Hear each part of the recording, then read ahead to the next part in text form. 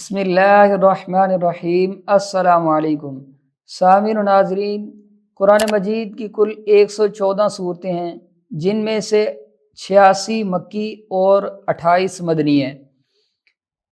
ان 114 صورتوں میں سے 29 صورتوں کے شروع میں حروف مقطعات آئے ہیں۔ 4 صورتوں کے نام حروف مقطعات پر ہیں، جیسا کہ سورہ طٰہٰ، سورہ یاسین، سورہ صاد اور سورہ قاف، اور 2 پاروں کے نام حروف مقطعات پر ہیں۔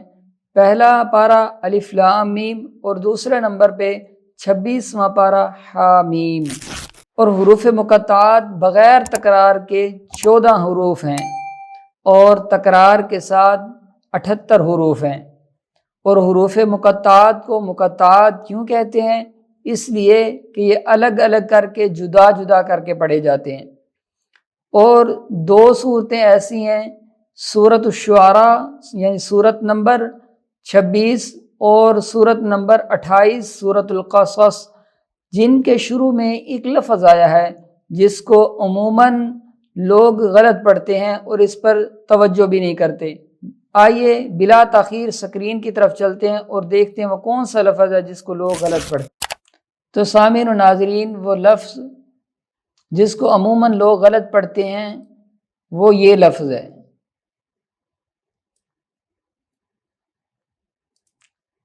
تا سین میم، اس طرح پڑھتے ہیں، جو کہ غلط ہے۔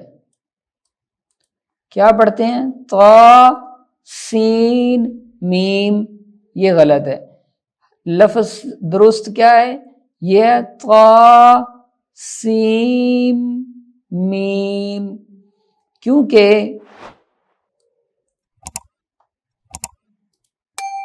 جب نون ساکن کے بعد حروف یرملون میں سے کوئی حرف آتا ہے تو وہاں ادغام ہوتا ہے، تو اس لیے یہاں سین کی بجائے سیم پڑھا جائے گا۔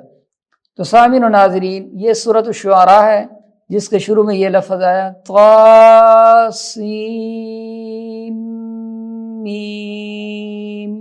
اسی طرح سورۃ القصص کے شروع میں بھی یہ لفظ آیا ہے طا سین میم۔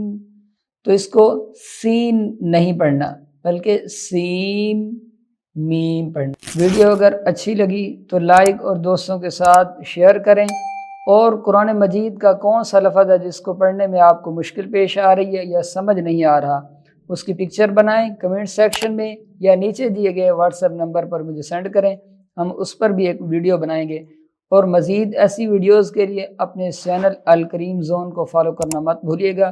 ملتے ہیں اگلی کسی ایسی خوبصورت ویڈیو میں، اپنا بہت سارا خیال رکھیے گا۔ السلام علیکم۔